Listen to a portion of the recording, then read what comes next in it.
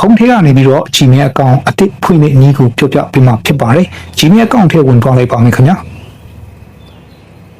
ကဲပြီးတော့ကျွန်တော်ပေါ်နာလေးက icon လေးတစ်ချက်နှိပ်လိုက်ပါကျွန်တော်တို့က Gmail account အတစ်ဖွင့်မှာဖြစ်တဲ့အကြောင်းအောက်ဆုံးနာလေးကအနာတာ account ဆိုတဲ့နေရာနှိပ်လိုက်ပါ Google ကိုနှိပ်လိုက်ပါဒီထဲမှာဒီလိုလေးပေါ်လာပြီဆိုလို့ရှိရင်တော့ကိုယ့်ရဲ့ phone screen lock ကိုဖွင့်ပေးလိုက်ပါကဲဒါဆိုရှင်တော့ဒီနေရာမှာကျွန်တော်တို့ Gmail account တစ်ဖွင့်မှာဖြစ်တဲ့အတွက်အောက်နားလေးက create account ဆိုတဲ့နေရာနှိပ်လိုက်ပါ for my personal use ကိုနှိပ်လိုက်ပါကျွန်တော်တို့ရဲ့ Gmail account username ကိုထည့်ပေးပါကျွန်တော်တို့ကြိုက်တဲ့နာမည်ထည့်လို့ရတယ်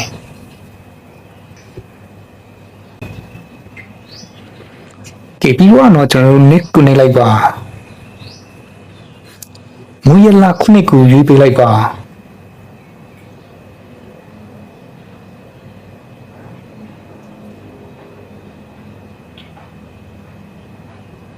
မွေးရလခုနှစ်ကိုထည့်ပြီးသွားပြီဆိုလို့ရှိရင်တော့ agenda နေရာမှာနှိပ်ပြီးတော့မှကြာမောက်ရွေးပေးလိုက်ပါ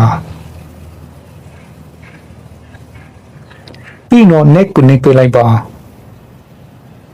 Okay ဒီလိုလေးပေါ်လာပြီဆိုလို့ရှိရင်တော့ဒါဟာကျွန်တော်တို့ကို Google ကနေပြီးတော့ကျွန်တော်ရဲ့ Gmail account ကို auto တက်မှတ်ပေးလာတာဖြစ်ပါတယ်ဗောနော်နှစ်ခုပေးလာမှာဖြစ်ပါတယ် KMG နဲ့ MGK ဗောနော်ပြီးရင်တော့မှာ block ထောက်ဒါကိုကျွန်တော်တို့ကြိုက်တယ်ဆိုလို့ရှိရင်တော့ကိုကြိုက်တဲ့ဟာကိုအမှန်ချစ်ကလေးနှိပ်မယ်အမှန်ချစ်ကလေးနှိပ်ပြီးတော့မှ next ကိုနှိပ်ပြီးကျွန်တော်ရွေးချယ်သွားလို့ရတယ်ဒါမှမဟုတ်ကိုကစိတ်ကြိုက်နာမည်ပေးပြီးတော့ယူချင်နေဆိုလို့ရှိရင်တော့ create your own Gmail address နေရာမှာနှိပ်ပြီးကျွန်တော်တို့ကိုကြိုက်တဲ့နာမည်လေးတွေရေးထည့်ပြီးတော့မှတည်တံ့ Gmail accountနာမည်ပေးလို့ရတယ်ဗောနော်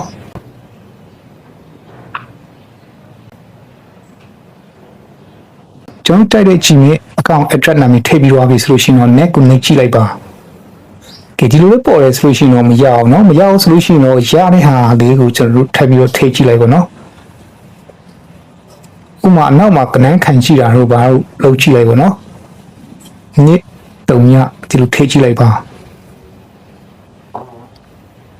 ကဲဒါဆိုရှင်တော့ရပါဘောเนาะရတယ်ဆိုလို့ရှိရင်တော့ကျွန်တော်တို့ဒီနေရာမှာ password ကိုရိုက်ထည့်ပါကဲကျွန်တော် password ကိုရိုက်ထည့်ပြီးသွားပြီဆိုလို့ရှိရင်တော့ next ကိုနှိပ်လိုက်ပါကဲဒါဆိုရှင်တော့ကျွန်တော်ရဲ့ Gmail account နာမည်နဲ့ Gmail account email address ကိုเนาะရလာပြီဖြစ်ပါတယ်เนาะဆိုတော့ကျွန်တော်ဒီမှာ next ကိုနှိပ်လိုက်မယ်ဒီလိုလေးပေါ်လာပြီဆိုလို့ရှိရင်တော့အောက်ဖက်ဆွဲထားလိုက်ပါဒီမှာ agree ကိုနှိပ်လိုက်ပါကဲဒါဆိုရှင်တော့ကျွန်တော်တို့ Gmail account တစ်ခုဖွင့်လာရပါဖြစ်ပါတယ်ကျွန်တော်ဖွင့်ထားတဲ့ Gmail account ကိုပြန်ကြည့်မယ်ဆိုလို့ရှိရင်တော့အပေါ်နားလေးက profile icon လေးထုတ်ထပ်နှိပ်လိုက်ပါပြီးတော့အောက်ဆုံးမှာကျွန်တော်တို့ရဲ့ Gmail account တစ်ကိုခုလိုမြင်ရမှာဖြစ်ပါတယ်ဒီမှာပေါ့နော်အဲ့ဒီ account လေးမှာနှိပ်လိုက်မယ်ကဲဒါဆိုရှင်တော့ဒါကကျွန်တော်တို့အခုလေးတင်ဖွင့်လိုက်တဲ့ Gmail accountဖြစ်ပါတယ်ဗောနော်။ဘာ email မှလည်းမဝင်သေးပါဘူး။ကျွန်တော်အနေနဲ့ Gmail account အသစ်ဖွင့်လိုက်တာနဲ့ဒီ profile ထဲကိုနှိပ်ပြီးတော့မှ minute Google account ထဲဝင်ပြီးကိုယ့်ရဲ့ Gmail account ထဲမှာဖုန်းနံပါတ်ဝင်ပြီးတော့ထည့်ထားဖို့ကျွန်တော်အနေနဲ့တိုက်တွန်းနေပါတော့။ဘာဖြစ်လဲဆိုတော့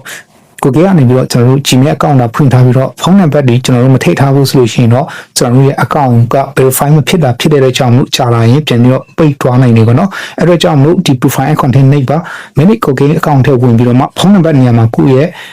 ဖုန်းနံပါတ်ကိုဝင်ပြီးတော့ထည့်ထားဖို့အကြံပြုပါတယ်။ Okay ဒါဆိုရှင်တော့ Gmail account ဖွင့်နေနည်းကတော့ဒီလောက်ပါပဲဒီဗီဒီယိုမှာတော့ကျွန်တော်ဖုန်းနံပါတ်ထည့်တဲ့နည်းတော့မပြတော့ဘူးเนาะနောက်ထပ်ဗီဒီယိုဒီမှာဖုန်းနံပါတ်ထည့်တဲ့နည်းကိုတည်တံ့ပြန်လုပ်ပေးမှာဖြစ်ပါတယ်။ဟုတ်ကဲ့ပါဒီဗီဒီယိုလေးကဒီလောက်ပါပဲအားလုံးပဲမင်္ဂလာပါ